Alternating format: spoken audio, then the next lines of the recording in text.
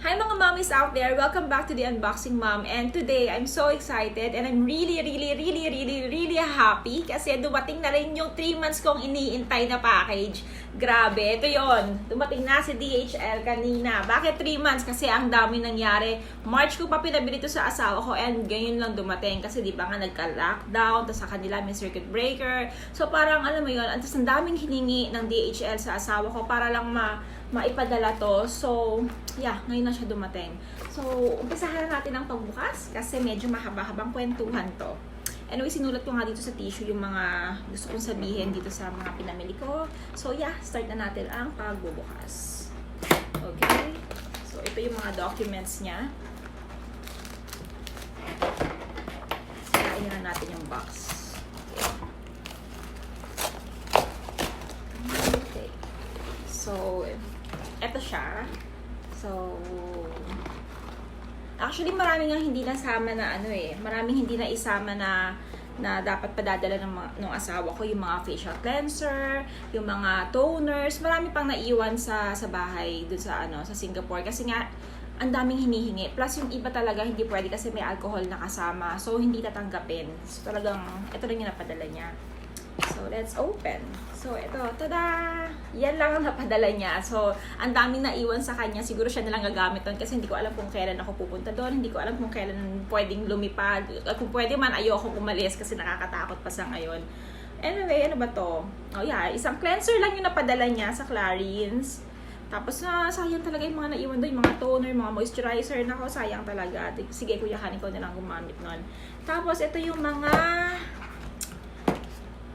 bukas, hindi man lang sinarado, kaloka, ano ba yan? Siguro sa nung chine-check nila to. Sana man lang sinarado nila, para presentable siyang tignan. So, ayan sila. And, okay, so, buksan muna natin isa-isa. Unahin natin si Clarins kasi sila yung konti. So, ito yung talagang isa sa mga sobrang gusto kong bilhin. Although meron dito sa Pilipinas, kaya lang hindi rin ako makalabas. Nahihirapan din ako umorder. Kaya, alam mo yun. Anyway, ito yung Lip Comfort Oil. Sa Clarins to ha. Ang presyo nito sa Singapore is $36. So, sa Philippines is 1,275 yung price niya. Tapos, itong water lip stain, $36 din. Same price, $1,275 dito sa atin. Tapos, yung Dior Addict Lip Glow Oil, $50 ang isa nito. So, sa peso, 1,771. Yeah, 1,771 ang isa nito. So, meron akong 4. Kasi ang alam ko, kaya talaga medyo marami yung pinamili ko nito dito. Yung pinabili ko sa kanya kasi parang alam ko walang nabibilan dito sa Pilipinas kasi parang ang tagal kong nag-search tinry kong mag-search sa mga Dior dito parang hindi yata maglalabas ng lip glow oil parang Dior backstage kasi to so parang feeling ko hindi sila maglalabas kasi kahit anong search ko talagang wala dito sa atin, wala. Thailand, sa Singapore meron lumabas, sa US ganyan. Pero dito sa atin, wala. Ewan ko lang correct me if I'm wrong ha. Baka meron, hindi ko lang sure, hindi ko lang alam. Kasi nung time na nag-search talaga ako, yun yung time na sobrang, alam mo na, lockdown talaga tayo. So, ang hirap din. Pero, after ng ilang months, nag-try ulit ako mag-search, wala talaga ako makita. So, kung may alam ko yung mabibilhan dito, pakisabihan ako kasi sobrang gusto ko talaga at sobrang addicted ako sa mga lip oils ngayon. Bihirang-bihira na nga lang ako mag-lipsticks So, usually, mga oils lang ang ginagamit ko kasi ang ganda niya sa lips. So, pakita ko sa inyo yung mga colors sa binili ko. Umpisahan ulit natin si Clarins ha. So, yung Lip Comfort Oil number 2, ang shade nito is Raspberry. And ganito yung color niya. So, yan yung kulay niya. Gagawa ko ng mga review nito guys. So, kung gusto niyo mapanood yung review, dun sa kabilang YouTube channel ko siya ilalagay. So, yan yung color ng raspberry. Tapos, ito naman yung water lip stain. Alam mo, ang ganda. Kasi ganda na review nito Hindi ko alam kung nakasulat dito yon. Pero meron silang meron silang ito yung sinabi. Basahin ko na lang ha, okay. Okay, adaptable color result, matte finish and bare lip feel, supple and soft lips, fresh and light texture, resists up to 300 kisses. Talaga lang ha, hindi siya mawawala, 300 kisses ha. Bongga, try nyo nga. Anyway, yeah, tas ang ganda rin ng color nito kasi nakita ko sa mga reviews, pinanood ko, grabe, hindi talaga siya natatanggal. Tsaka ang ano niya, hindi siya parang typical na lip tint na nakikita natin na pagka after quite some time. Yung alam mo yung ano, yung lips mo parang medyo nagla-light na yung tint niya. Siya hindi. Ang ano talaga, masyadong pigmented siya, tas ang kapal ng kulay niya na parang naka-lipstick ka na, parang ganoon ang dating niya. Okay, so dito naman tayo kay Dior. Okay. Ito na lang, umpisa natin yung mga bukas na hindi nila sinarado. Ito yung number 7, raspberry. So, ayan. Ang cute ng colors, ano. Pakita ko ngayon isang, ano, raspberry ni Clarins. Ayan. So, ayan yung dalawang raspberry. So, si Clarins medyo mas deeper yung color niya kaysa dito kay, ano, kay Dior. So, yan siya. Tapos, yung isang shade naman is cherry. So, yan. Ang ganda rin ng color niya, di ba? Tapos, yung isa naman is rosewood. I'm not sure kung yung rosewood yung mag-face out yata. Or, ewan ko ha. Kasi may binanggit sa akin yung asawa ko. Nasabi sa kanya ni auntie, parang face out yata. Kasi limited edition lang. Hindi ko matandaan kung yung sinabi ng asawa ko eh. Kasi parang mawawala yata siya. I don't know ha. Correct me if I'm wrong. Sa mga nakakaalam. Tapos yung isa, coral, ito. Yan, yung shade ng coral.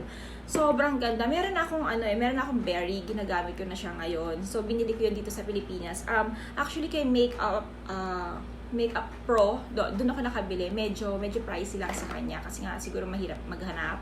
So, parang 2,500 yata. Hindi ko maalala. Basta around 2,000 yun eh, yung binili ko dito. So, ang layo ng difference, diba? Kaya sobrang talagang gusto kong makuha na to dati. So, anyway, ang total na nabili ko is $272 Singapore dollars. So, ang total nun is around 9,637. Tapos, dito kasi sa Pilipinas, hanggat hindi umaabot ng 10,000, wala kang babayaran na tax. So, pag lumagpas na siya, kanyari, kahit piso, may babayaran ka na. So, hindi ko alam kung magkano. Tinry kong tanongin, so ayaw naman sagutin sa akin ng sa DHL, nung tinanong ko kung may babayaran ba and paano ba kung lumagpas. Pero so far, nung tumawag naman sa akin si DHL, wala naman daw akong babayaran. So, yeah, kasi hindi naman ako lumagpas ng 10,000. Medyo nagkagulo-gulo lang kasi ang hirap pala magpa-ship. By the way, ang shipping fee pala ng DHL is $56. So that is around 1,984 pesos. So yun yung shipping fee na binayaran namin para dito.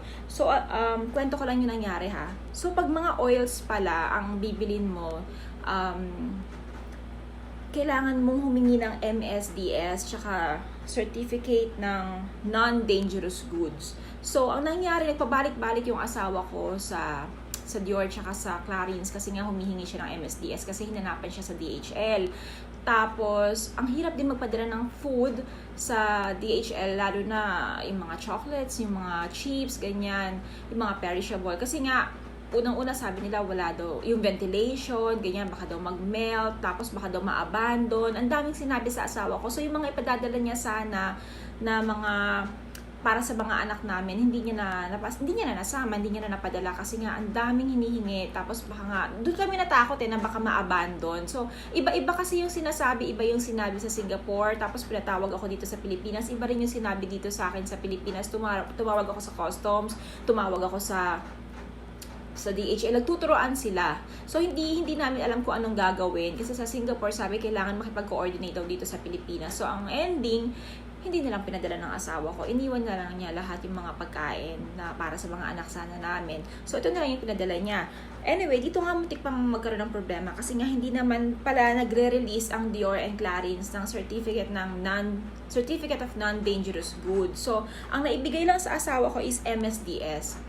So, sabi sa kanya is pumirma na lang daw ng waiver kasi nga na hindi naman daw delikado yung mga padadala niya. So, ganoon na lang yung ginawa niya. Pero nung nagpunta siya sa Cheers, kung saan yung hindi na siya nagpunta ng DHL eh. Sa Cheers na lang siya nagpunta, isa sa mga pick-up points nila. Hindi naman siya hiningan, hindi na rin siya pinapirma or anything. MSDS lang yung kinuha sa kanya. So, yun nga. Bali, pinabili ko to noong March 24. Tapos, pinadala niya to noong June 22. Tapos, dumating dito sa Pilipinas, June 25. Tapos, kanina lang siya dumating, July 6. Actually, July 3 and July 4, ina-expect ko na siya na ma-deliver sa akin. Pero siguro skeletal pa yung iba, hindi pa kumpleto yung nagtatrabaho, hindi ka agad na-deliver sa akin yung itong mga to. So, naghintay pa ako ng ilang araw para maibigay, which is ngayon akala ko nga hindi na naman darating eh. Pero buti na lang dumating na rin siya. So, yun yung nangyari. So, ang daming ang gulo-gulo, alam mo yon. Tapos sa sobrang takot pa namin, kaya tumagal kasi nga inabutan na nga ng lockdown ng bansa natin, tapos sa kanila rin inabutan na rin. Tapos nasabihan pa kami nasabihan siya na, sure ka ba na comfortable ka? Yun yata yung ginamit na term sa kanya, are you comfortable to send these items in the Philippines? Siyempre, sino ba naman ang magiging comfortable?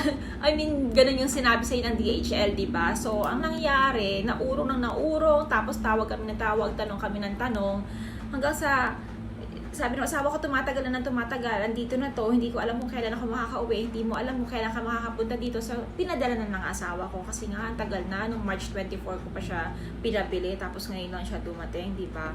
Pero at least, dumating sa akin ng kumpleto, and gagawan ko sila ng review.